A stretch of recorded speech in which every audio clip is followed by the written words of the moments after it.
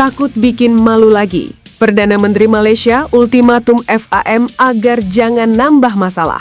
Cukup malu dengan pemalsuan dokumen, jangan bikin ulah lagi.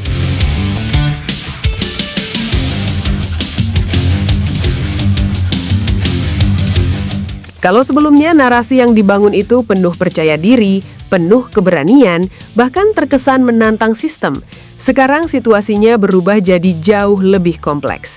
Karena di saat Federasi Sepak Bola Malaysia atau Football Association of Malaysia mencoba mendorong wacana keluar dari AFC, lalu membentuk NAFC, dan bahkan melangkah lebih jauh dengan ide keluar dari FIFA untuk bikin NFAM, justru tekanan terbesar datang dari dalam negeri mereka sendiri.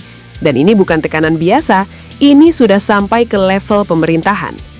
Pernyataan dari Perdana Menteri Anwar Ibrahim jadi titik balik yang cukup signifikan. Karena ketika seorang kepala negara mulai angkat suara, apalagi dengan nada yang cenderung memperingatkan, itu artinya situasinya sudah dianggap berpotensi merusak citra nasional. Kalimat cukup malu dengan pemalsuan dokumen, itu bukan cuma sekedar sindiran, tapi semacam garis batas bahwa langkah-langkah FAM ini sudah mulai dianggap berlebihan.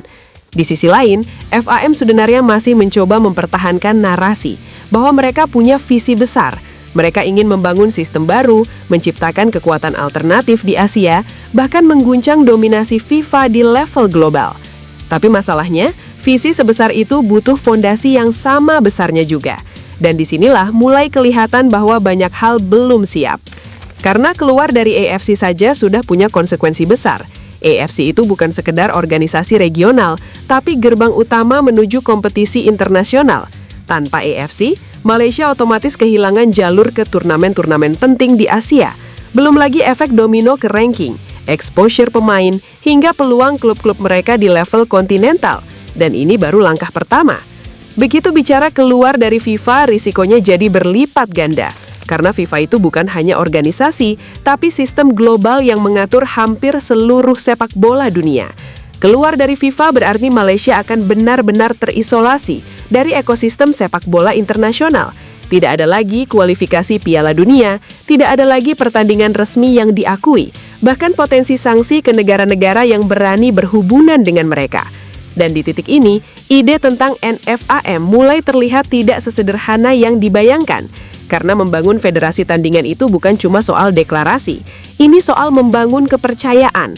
Negara lain harus yakin bahwa ikut NFAM itu bukan langkah bunuh diri.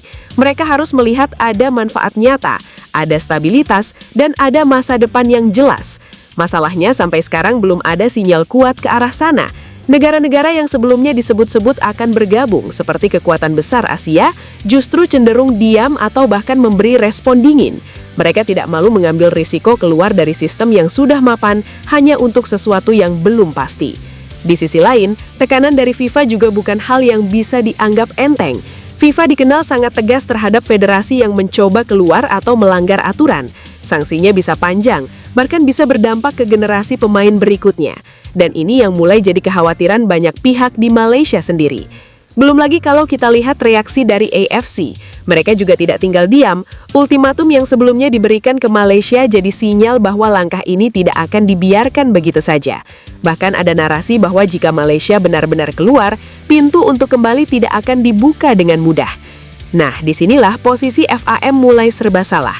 Karena mereka sudah terlanjur membangun narasi besar. Mereka sudah bicara lantang di publik, sudah memancing perhatian, bahkan mungkin sudah menyinggung banyak pihak. Tapi ketika realitas mulai menunjukkan bahwa jalan ini penuh risiko, mereka harus memilih, lanjut atau mundur. Kalau lanjut, mereka harus siap dengan konsekuensi besar. Sepak bola Malaysia bisa kehilangan panggung internasional. Pemain-pemain mereka bisa kehilangan kesempatan berkembang di level global.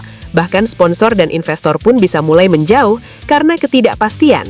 Tapi kalau mundur, mereka juga menghadapi masalah lain, yaitu kredibilitas. Karena semua pernyataan keras yang sudah mereka keluarkan akan terlihat seperti gertakan kosong. Dan di dunia sepak bola, reputasi itu penting.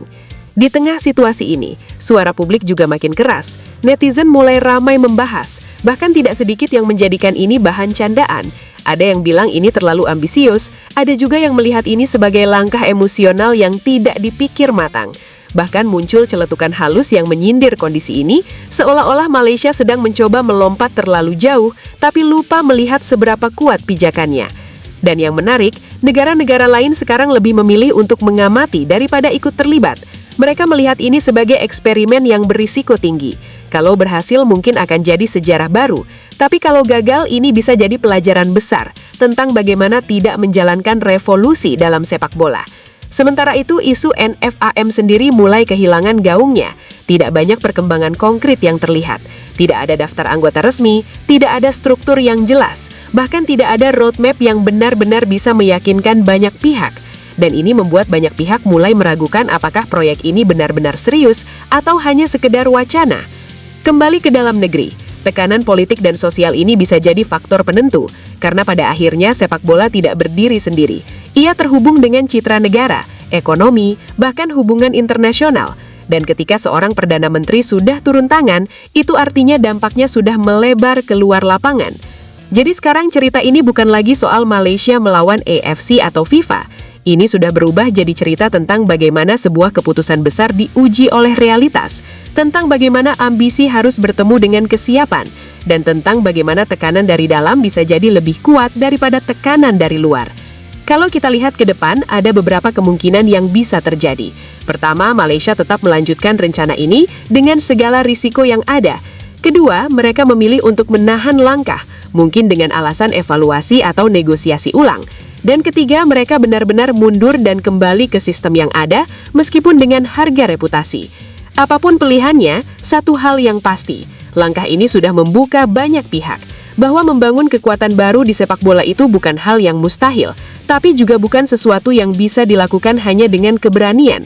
Karena pada akhirnya yang menentukan bukan seberapa keras kita bicara, tapi seberapa siap kita menjalani konsekuensinya. Wah, gimana menurut kalian guys? Makin kacau banget nih langkah Malaysia. Jangan lupa tinggalin komentar kalian di bawah ya.